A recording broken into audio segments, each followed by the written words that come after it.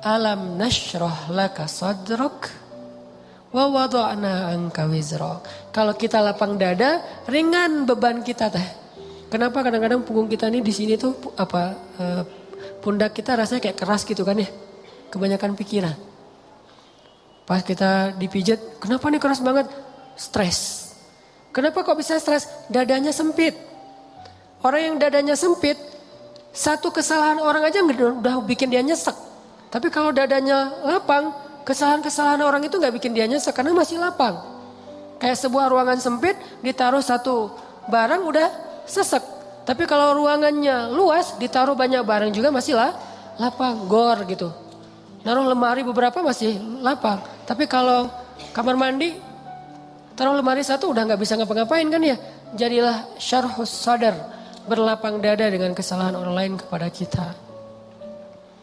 Sehingga kita gak gampang nyesek, kita gak gampang stres, kita gak gampang nyimpen, gak gampang sakit punggung kita. Kayak gitu Allah bilang, alam nasyrah laka sadrak. Kalau udah lapang dada, wa wada'na anka wizrak, kami turunkan beban-beban kamu. Alladzi anqadha dhahrak, yang memberatkan punggungmu. Caranya gimana? Fa inna ma'al usri yusra, inna ma'al usri yusra, fa idza faraghta fansab wa ila rabbika farghab. Itu kan ajaran supaya syarhus sadar.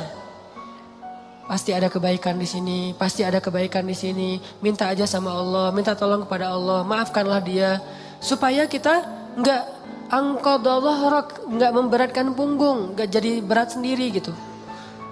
Jadi stres sendiri, jadi kayak terbeban sendiri. Ini kalau orang kepada kita. Kayak misalnya cara lapang dada itu kayak husnuzon salah satu yang paling penting. Oh pasti bukan saya maksudnya. Kadang-kadang kan kita suka baper sendiri ya. Ada yang ngomong apa chat di grup, kita ngerasa kayak di-spad gitu. Wah ini gua banget nih yang diomongin. Padahal enggak. Bukankah kita sering dengerin khutbah atau ceramah seseorang ustadz itu. Kayak ustadz itu kenal kita banget. Kok ustadz itu jadi tahu masalah saya sih? Enggak, dia enggak tahu masalah kita. Allah yang menuntun lisannya karena pengen menasihati kita lewat dia. Tapi dia enggak tahu, jadi jangan kegeeran, jangan baper sendiri. Wah ustaz ini pasti ngomongin saya nih. Enggak, ustaznya juga enggak tahu masalah kita. Karena ada beberapa kasus yang saya pernah kayak gitu, saya lagi ngomongin apa, terus tiba-tiba ada jemaah yang kayak tersinggung. Wah ustaz ngomongin saya nih di depan umum, siapa juga orang saya enggak kenal orangnya. Kenapa kok persis? Saya juga sering kayak gitu kan, udah 2 tahun ini kan saya gak khutbah Jumat nih. Kenapa gak khutbah Jumat? Salah satu alasannya saya pengen Jumat itu privasi waktu buat anak laki-laki saya. Karena dia sekarang udah 3 tahun, saya kasih jatah pokoknya Jumatan harus di Cihanjuang bareng Yahya. Karena saya pengen dampingin dia ke masjid hari Jumat. Alasan kedua, ada penyakit ustadz yang dulu pernah saya alamin. Apa penyakit ustadz? Keseringan ngomongin menasihati orang, jarang dinasihati. Nah saya pengen Jumat itu waktu saya mendengar nasihat buat diri saya sendiri. Awal-awal itu benar kerasa. Pas pertama dengar khutbah orang, apaan sih ini kayak gini ngomongnya. Ada tuh ego-ego ustadz kayak gitu tuh muncul tuh. Itu kan yang lagi diobatin tuh. Wah nggak gini, saya tahu dalilnya lebih dari ini. Mulai muncul gitu-gitu tuh. Awal-awal kayak gitu, tapi astagfirullahaladzim, sombong banget sih gue. Udah. Terus kalau ada yang ngomongnya kadang-kadang kayak nggak mungkin belum terbiasa ngomong depan umum, kayak agak-agak nervous mungkin atau agak-agak kaku gitu. Muncul rasa sombong, tapi lama-lama di recovery, diperbaiki apa? Kalau saya menghargai dia walaupun nggak bagus, nanti orang akan menghargai saya ketika saya nggak bagus performnya. Jadi pas saya duduk gitu, dia ngomongnya kayak ngebosenin banget, boring banget tuh ceramahnya, tapi saya tetap gitu. Padahal boring banget ceramahnya, tapi saya kayak menghargai. Apa yang saya maksud di situ? Saya pengen juga orang kayak gitu ke saya kalau saya ceramah. Mungkin teman-teman ada yang kayak gitu sekarang. Apaan sih Ustadz, tapi masih aja gini. Padahal boring banget ceramahnya. Kenapa? Mungkin karena saya juga menghargai ceramah orang yang mungkin belum terlalu terbiasa ceramah. Ini yang saya pelajari ketika nggak khutbah lagi. Ditambah lagi sering banget saya kayak ngerasa khotib ini kayak ngerti banget apa yang saya sedang alamin. Kayak lagi baper sama teman, lagi baper sama istri, langsung ceramahnya tentang suami kepada istri. Loh kok tahu banget sih masalah saya? Kan sering kayak gitu kan? Itu bukan karena dia tahu loh, Allah yang maha tahu. Allah lagi menuntun kaki kita melangkah ke masjid yang khutbahnya tema itu. Dan Allah menuntun lisan ustadz untuk ceramah pas waktu kita datang tentang tema itu. Allah yang lagi nasihatin kita lewat lisan seorang ustadz. Jadi jangan baper. Gitu juga ke temen. Bukan dia tahu masalah kita, pengen nyindir kita, pengen nyepet kita. Enggak sama sekali. Jadi legowo. Syarhus sadar. Salah satu caranya husnuzon. Ini bukan yang cewek-cewek juga. Kalau lagi ngobrol sama teman-temannya, tiba-tiba ada yang kecelutukan ngomong apa. Jangan langsung diem. Wah ngomongin saya nih, pasti saya maksudnya. Belum tentu, husnuzon aja. Mungkin dia emang gak tahu masalah kita. Teman-teman yang lain tahu kecuali dia yang ngomong nih. Berarti jangan-jangan kita udah baper habis-habisan. Udah habis air mata kita nangis sepanjang malam. Ternyata gak ada masalah. Kan konyol banget kan ya. Kita udah curhat kemana-mana. Udah marah ke siapa-siapa. Terus udah nangis sepanjang malam. Udah bengkak matanya. Besok pas tabayun, maaf ya saya nggak tahu kalau ada masalah itu. Oh jadi kamu nggak tahu? Nggak tahu, rugi dong air mata saya udah 1 ember. Ini sering terjadi. Kenapa? Karena kita nggak syarhus sadar, nggak husnuzon dulu sama orang lain. Kalau misalnya menurut kita dia tahu banget masalah saya masih diomongin. Oh mungkin dia silap, mungkin dia lupa, mungkin dia terlanjur ucap. Atau Enggak, dia pasti ngonsep tuh soalnya captionnya tuh panjang banget, pasti dia nulis. Kalau gitu mudah-mudahan dia udah sadar sekarang. Belum sempat aja minta maaf ke kita, yang jelas dia udah sadar, udah minta ampun ke Allah. Husnuzon. Bukankah Allah mengatakan ijtanibu katsiran minaz-zon? Satu-satunya yang layak kita suuzonin itu cuma setan. Bukan orang. Minimal kita bilang bukan dia gak maksud kayak gitu. Setan yang nuntun lisan dia. Setan yang bikin dia mengatakan itu. Dan dia udah sadar sekarang. Setan aja yang disalah-salahin, gak apa-apa. Apa salah saya kata setan? Ya emang salah. Apa salah saya? Ya kamu jadi setan gitu. Kan suuzon yang diperbolehkan buat setan doang kan. Kayak Nabi Yusha ketika lupa masalah ikan dengan Nabi Musa pas nyari Khidir. Apa kata Nabi Yusha? Wa ma ansanihu illa syaitanu an adhkurah. Maaf ya Nabi Musa, tidak ada yang buat saya lupa kecuali syaitan. Jadi yang dikambing hitamkan oleh Nabi Yusha adalah setan. Lagian kalau kita ada masalah, pasti kita ngomongnya apa? Auzubillahi minasyaitonirrajim. Setan bilang, enggak, saya enggak godain kamu aja sendiri kegeeran. Kan bisa aja gitu kan ya, tapi tetap itu udah fitrah. Nah dia setan. Tapi kalau jin enggak, kita enggak boleh suuzon sama jin. Ada penampakan apa, nih kayaknya mau ganggu saya sholat tahajud nih. Enggak, dia cuma lewat doang gitu. Tapi kalau setan benar, enggak khusyuk, pasti setan. Enggak bisa move on, pasti setan. Wujudnya manusia. Kan setan itu minal jinnati wan nas ya, dari jin dan manusia tuh. Enggak. Bercanda, astagfirullahaladzim. Nanti saya di-report, di-ban lagi akun saya. Sama mantan-mantan. Banyak gening. Oke. Dari orang ke kita, syarhus sadar. Secara syarhus sadar, lapang dada gimana? Husnuzon. Dan ini gak bisa sekaligus, teman-teman saya juga masih belajar husnuzon. Oh mungkin. Iltamis li akhika alfa uzrin. Cari 1000 alasan buat saudara kamu. Kalau gak bisa gitu minimal cuek. Arti cuek gak usah dipikirin. Gak usah dibahas. Kadang-kadang ngebahas satu masalah sebetulnya cara lain buat setan untuk bikin kita gak pernah bisa selesai dengan masalah itu. Terus aja dibikin berlarut-larut. Kayak ada teman kita habis ada masalah sama temannya yang lain.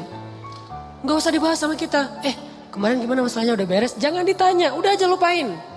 Begitu kita tanya dia akan bilang lagi. Ya tuh gak apa kemarin dia masih ngomongin saya. Oh gitu, terus kita pancing-pancing lagi tuh. Harapannya apa? Niat kita pengen empati. Padahal itu bukan empati itu. Pengennya kita berpihak sama dia. Itu gak berpihak. Tahu gak apa arti namimah atau mengadu domba? Kata Nabi, la yadkhulul jannah an-nammam. Gak akan masuk surga orang yang suka mengadu domba. Gak akan masuk surga. Nah adu domba itu ada 2 teman-teman. Ada adu domba orang yang memang jahat.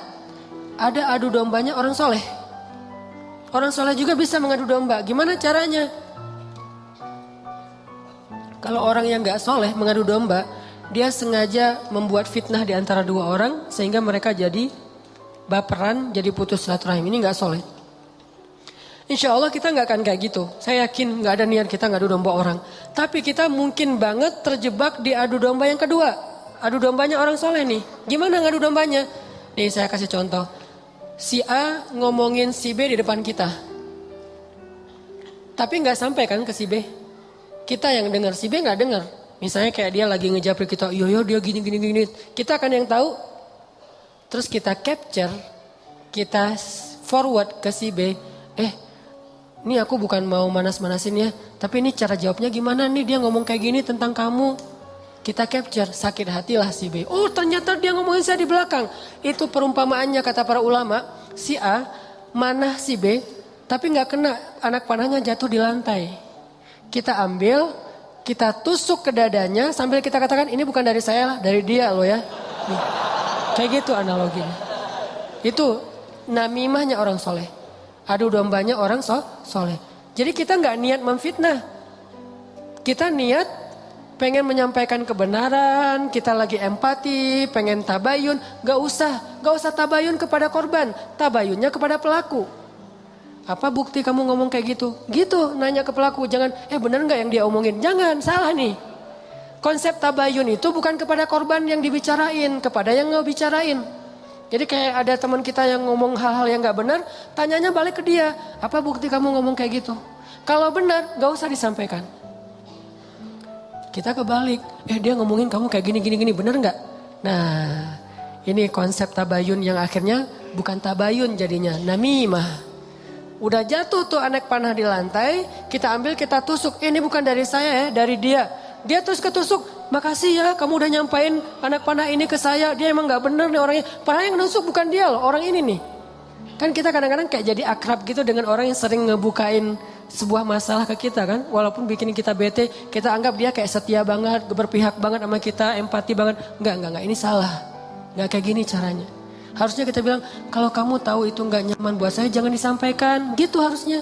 Tapi dia ngomongin kamu, biarin aja dia ngomongin. Yang penting kan saya enggak dengar, sehingga saya enggak sakit hati ke dia. Mudah-mudahan Allah maafin dia, kan selesai. Justru gara-gara kamu sampaikan ke saya jadi sakit hati ke dia. Allah enggak maafin dia, Allah enggak maafin saya nih. Putus silaturahim kita berdua. Kamu nih pelakunya nih. Kok jadi saya sih? Ya kamu. Oh rame perang segitiga. Kan ini yang terjadi kan selama ini. Ini lebih realistis menurut saya daripada namimah yang memang niatnya jelek. Buat saya sih, saya husnuzon sama kita semuanya. Gak ada lah niat kita jelek pengen memfitnah orang, gak. Tapi seringnya kita terjebak tanpa kita sadari. Justru karena kejujuran kita, karena keakraban kita dengan teman kita. Jadi kita ngebuka hal-hal yang dia gak perlu dengar. Itu sering banget kayak gitu. Saya juga kadang kayak gitu. Misalnya ada yang bicara apa tentang istri saya. Saya nggak suka tuh. Dia bicarain istri saya gini. Misalnya depan temennya. Temennya ngasih tahu ke saya. Terus saya kan jadi sakit hati sama orang itu ya. Saya juga ngasih tahu ke istri. Istri saya lebih sakit hati lagi sama dia. Ini salah, dia salah, saya salah. Harusnya saya diem aja. Papa udah tahu kan masalah ini, kenapa nggak kasih tahu ke mama? Karena papa berharap mama nggak tahu. Tapi daripada mama tahu dari orang lain, ya berarti orang itu yang salah, bukan papa. Kenapa dia ngasih tahu ke mama? Kan gitu kan? Jangan sampai ya Pak, mama tahu dari orang lain. Jadi kalau ada yang kayak gini-gini harus papa yang ngomong ke mama. Nggak, itu salah konsepnya. Nggak boleh kita menyampaikan sebuah informasi walaupun benar, apalagi belum tentu benar. Walaupun benar kepada orang yang kalau dia dengar dia akan sakit hati atau sedih, nggak boleh. Diamin aja. Kalau ada hal yang nggak benar, kita yang mengklarifikasi. Nggak kayak gitu. Saya kenal dia gitu. Jangan biarkan dia tahu masalah ini. Kalau terlanjur tahu, berarti ada orang yang nggak tahu konsep namimah level 2. Namimah level 1 emang nggak ada niat baik. Namimah level 2 justru karena niat baik. Kan saya pernah bilang, ternyata banyak hadis palsu itu mulai munculnya lewat siapa? Viralnya itu gara-gara ulama-ulama yang soleh. Jadi banyak riwayat hadis palsu itu diantara para ulama yang soleh loh. Bukan sengaja pengen memalsukan hadis. Kenapa? Karena ulama soleh ini terlalu husnuzon. Misalnya nih, ada yang datang ngomong ke saya, Ustadz, saya pernah mendengar hadis gini. Saya sebagai Ustadz, oh gitu? Ya, saya nggak pernah curiga kalau dia itu nggak jujur. Atau kalau dia itu dengarnya nggak utuh. Sehingga saya meriwayatkan lagi. Orang dengarnya dari saya juga nggak curiga kalau saya akan main-main dengan hadis kan. Sehingga tersebarlah hadis palsu. Bukan karena ada orang yang jahat. Ada memang sebagian hadis palsu gara-gara penjual pedagang. Biasanya hadis palsu itu pedagang, penguasa, dan ulama. Ini 3 penyebab hadis palsu. Pedagang pengen ngelarisin barang dagangan. Siapa yang memakai jubah atau sorban 7 meter di hari Jumat, maka dia akan mendapatkan dijauhkan dari api neraka 7 kali langit dan bumi. Untuk jualan sorban 7 meter. Siapa yang makan buah ini maka dibebaskan dari sihir. Dia jualan buah itu. Ini bisa muncul hadis palsu dari penguasa. Siapa yang mengangkat seorang penguasa yang kayak gini maka Allah melaknat dia. Gara-gara apa? Saingan politik. Ulama menyebarkan hadis palsu kenapa? Karena nggak pernah berpikir orang akan bermain-main dengan hadis Nabi. Sehingga dia percaya aja kepada orang itu. Baru nanti di masa berikutnya ulama ketika ngelihat banyak banget hadis palsu mereka perbaiki. Ini riwayatnya dari siapa, ini dari siapa. Bisa jadi periwayat hadis palsu itu adalah orang soleh, ulama besar. Kenapa bisa ngeriwayatin? Husnuzon. Gak mungkinlah dia bohong atas nama Nabi. Langsung diriwayatkan balik kepada orang lain. Orang yang mendengar gak mungkinlah ustadz bohong atas nama Nabi. Terus saja hadis palsunya nyebar. Itu teman-teman. Jadi namimah mengadu domba juga bisa kayak gitu. Gara-gara kita terlalu akrab dengan teman kita. Kemarin ada yang ngomongin kayak gini. Benar nggak? Siapa? Si Fulan. Tapi ini aku karena ke kamu dekat ya teman. Jadi aku sampaikan nih. Terus yang teman yang dengarnya. Makasih ya udah disampaikan. Kenapa makasih? Harusnya kita bilang. Lain kali jangan disampaikan ya yang kayak gitu-gitu ke saya. Harusnya kayak gitu. Kenapa kita malah makasih? Makasih ya udah nyakitin hati saya kan gitu kan ya. Bahasa lainnya mah ya. Makasih ya udah bikin malam saya nggak tenang. Makasih ya udah bikin saya bete. Buat apa? Jangan disampaikan. Makanya ketika Nabi mau ketemu seseorang, seorang sahabat mencegat di tengah jalan. Ya Rasulullah, Rasul udah kenal dengan orang itu? Belum. Orang itu ya Rasul, stop kata Nabi. Kamu ingin menyebutkan aib-aib dia tentang saya? Ya Rasul, biar Rasulullah tahu siapa orangnya. Jangan, saya nggak mau ketemu seseorang yang membuat saya bete duluan tentang dia. Biar saya ketemu dengan dia dan saya nggak tahu apa-apa tentang dia. Jadi Nabi bisa nyaman. Ini cara Nabi menghargai orang lain. Jadi teman-teman, kalau kita ke orang jaga perasaannya, kalau orang ke kita berlapang dada. Husnuzon, maafin, lupain, gak usah dibahas, gak usah diperpanjang. Apalagi kita kayak ada kasus misalnya, ada 2 orang yang lagi punya masalah rumah tangga. Kita kayak sebagai temennya atau fansnya atau followersnya, kita kayak pengen nunjukin sikap membela gitu. Salah satunya kita bela, akhirnya kita bikin akun khusus untuk pembela si A. Yang B juga pembela si B. Akhirnya kita rame gitu. Sebetulnya kita lagi mengadu domba 2 orang suami istri ini loh. Harusnya kita kalau nggak bisa mendamaikan, diam. Biar mereka menyelesaikan masalah mereka atau selesai dengan sendirinya karena tidak ada yang respon. Makin direspon makin rame nih. Itu kan terjadi. Jangan-jangan nauzubillah nih teman-teman. Ada peran kita di dalam perceraian 2 orang yang mungkin terjadi. Atau 3 orang atau 4 orang atau sekian banyak orang cerai gara-gara kita nih. Kenapa gara-gara saya Ustadz? Gara-gara kita ngebelain dia. Makin dia mantap untuk menceraikan pasangannya.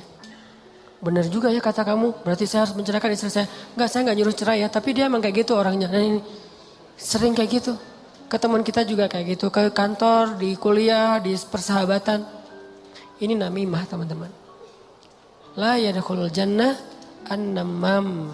Gak masuk surga orang yang menyebarkan permusuhan atau mengadu domba. Terakhir, mudah-mudahan kita benar-benar bisa menjalankan 2 konsep ini. Satu surat At-Taubah, Ra'fah. Satu lagi surat Al-Insyirah, Syarhus Sadar dalam bergaul kita. Sehingga insya Allah kita gak punya banyak masalah di antara teman-teman kita. Udahlah, jangan sampai kita larut terus membahas masalah pribadi. Ada banyak masalah umat yang harus kita bahas. Kalau kita benar-benar seorang muslim yang empati kepada umat, mending kita habisin energi kita buat ngomongin Dayakolot, ngomongin banjir di Bandung Selatan, ngomongin orang-orang yang pengangguran, ngomongin teman-teman kita yang kena narkoba di luar negeri, ngomongin Rohingya, Suriah, Palestina, apa yang bisa kita bantu buat mereka. Mending energinya dipakai buat itu daripada habis terus energi untuk masalah kita pribadi. Kayaknya egois banget sih. Di sana banyak yang butuh pertolongan kita malah sibuk dengan urusan pribadi. Itu buat saya tuh nggak keren. Kita terlalu egois membahas masalah pribadi. Boleh, tapi porsinya jangan kegedean. 30% aja, 70%-nya untuk umat. Saya juga punya masalah keluarga. Semua orang punya masalah keluarga, tapi saya nggak mau berlarut-larut. 30% aja. Sisanya kalau saya ketemu sama teman, pasti yang dibahas masalah kemaslahatan umat. Mudah-mudahan ini bermanfaat. Mohon maaf kalau ada salah kata. Dan semoga Allah memberi ilham dan taufik dalam hati kita untuk menjalankan apa yang sudah kita dengar. Bukan hanya jadi wawasan, bukan hanya jadi teori, bukan hanya jadi sekedar wacana, tapi memperbaiki perilaku dan akhlak kita.